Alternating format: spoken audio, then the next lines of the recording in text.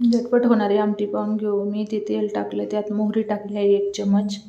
त्यानंतर लसूण खोबरे ठेचलेलं आहे, थोडंसं ते टाकून घेतलेलं आहे. एकदम झटपट होते ही, नक्की ट्राय करा. भाकरीबरोबर 1 नंबर लागते ही आमटी. त्यानंतर आपल्या मसाल्याच्या डब्यातले जेवढे मसाले आहेत तेवढे सगळे यामध्ये टाकून घ्यायचे आहेत. त्यानंतर इथे कुटलेली लाल मिरची पण टाकून घेणार आहे मी इथं. थोडासा लसूणही कुटलेला आहे त्यामध्ये. त्याने टेस्ट खूप छान येते. तुम्ही नक्की अशी ट्राय करा. आणि इथे शिजलेलं वरण आहे. मी वरण शिजवताना त्यामध्ये हळद, मीठ आणि थोडंसं हिंग टाकलं होतं.